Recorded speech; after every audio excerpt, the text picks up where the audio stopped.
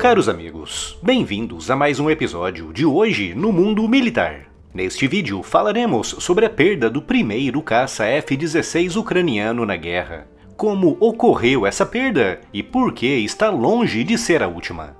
Segundo um comunicado oficial feito pelo governo ucraniano, nesta segunda-feira, 26 de agosto, durante um dos maiores e mais terríveis ataques russos com drones e mísseis contra cidades ucranianas, um caça F-16 ucraniano caiu, com o piloto perdendo a vida. Mas quem era o piloto? O que foi que aconteceu? E por que esse caça perdido está longe de ser o último?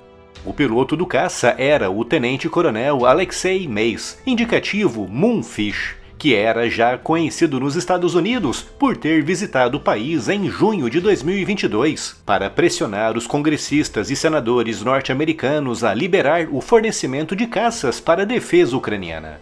Ele chegou a gravar um vídeo durante a fase de treinamento dos pilotos, contando um pouco da sua experiência com o caça F-16.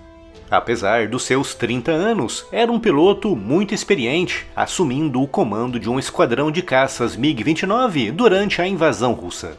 Foi um dos primeiros pilotos ucranianos a iniciar a fase de transição do MiG-29 para o F-16, em um local obviamente secreto. E o que sabemos sobre a causa do acidente?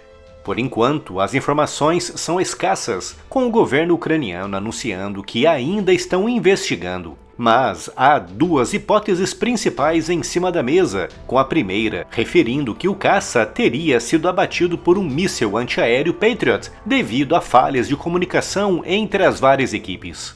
A outra hipótese refere que a causa pode ter sido falha mecânica, erro do piloto ou simplesmente um acidente causado durante um tipo de missão particularmente difícil, que é a interceptação de mísseis de cruzeiro a muito baixa altitude. O principal fator que torna um míssil de cruzeiro tão letal é a dificuldade em ser detectado pelos radares pelo fato de voar a muito baixa altitude. Um míssil de cruzeiro, como os da família russa Kalibri, pode voar entre os 50 e os 150 metros do solo, o que significa que até mesmo pequenos montes, ou inclusive prédios, podem impedir os radares das defesas aéreas de os travarem com segurança e precisão, dificultando muito ou até mesmo impossibilitando a interceptação dessas ameaças por mísseis baseados em terra. No entanto, radares embarcados em aviões, como aqueles que equipam os caças F-16 que estão lutando na Ucrânia, como estão escaneando os céus a partir de uma elevada altitude, conseguem detectar esses mísseis a dezenas de quilômetros. E é justamente por isso que a Ucrânia informou que os seus caças F-16 foram tão empregados para a defesa contra esse ataque. Segundo a nota fornecida por Kiev, o piloto ucraniano teria abatido 3 mísseis de cruzeiro e um drone antes de morrer, o que significa que ele estava obrigatoriamente voando muito baixo e, principalmente, manobrando a baixa velocidade. Essa conjugação de baixa velocidade com baixa altitude pode ser fatal em um caça, já que basta uma perda momentânea de sustentação para a aeronave cair, dando ao piloto muito pouco espaço e tempo para reagir, podendo mesmo não ter tempo sequer de se ejetar, principalmente se estiver atento aos sensores e sistemas de tiro. Essa é, aliás, uma hipótese que reforça a queda acidental, pois, como sabemos, os pilotos ucranianos são novatos no F-16. Como eu disse em outros vídeos aqui no canal, o tempo necessário para se formar um piloto de combate capaz de tirar 100% da capacidade de um caça é de pelo menos 2 anos. Mas a Ucrânia foi obrigada a fazer isso em menos de 1 ano, entregando para pilotos experientes em caças soviéticos aviões no padrão da OTAN que eles nunca tinham pilotado antes. Essa conjugação de aeronaves novas e controles com respostas diferentes daquelas às quais estavam habituados, associado com a concentração e o estresse normal de um combate aéreo, pode ter sido fatal e pode, em parte, explicar a queda desse caça F-16. Mas a outra hipótese de abate acidental não pode ser descartada.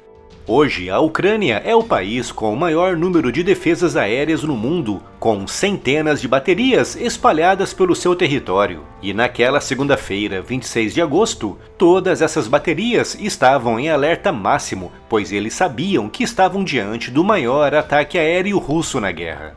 Quando os ucranianos olhavam para os radares, aquilo que viam eram mais de 200 de pontos aproximando-se rapidamente dos seus alvos, com a ordem que circulava entre eles sendo clara e inequívoca: atirem e derrubem esses pontos. Os caças F-16 ucranianos vêm equipados com antenas IFF que os identificam como aeronaves não hostis. No entanto, esse sistema pode falhar, como já aconteceu em outras guerras, e por isso a hipótese de fogo amigo não pode ainda ser descartada. O que está descartado, pelo menos por enquanto, é a hipótese de combate aéreo entre caças, o famoso dogfight, com os canais e fontes pró-russas se limitando a repetir e reforçar apenas a hipótese de fogo amigo. Seja como for, essa não foi a última vez em que um caça F-16 foi abatido na Ucrânia. Com certeza, a causa será determinada e farão de tudo para diminuir as chances de ocorrer novamente. Mas vai acontecer, seja dessa forma ou de outra. Mas outros caças F-16 ucranianos serão obviamente derrubados na maior e mais intensa guerra europeia dos últimos 80 anos.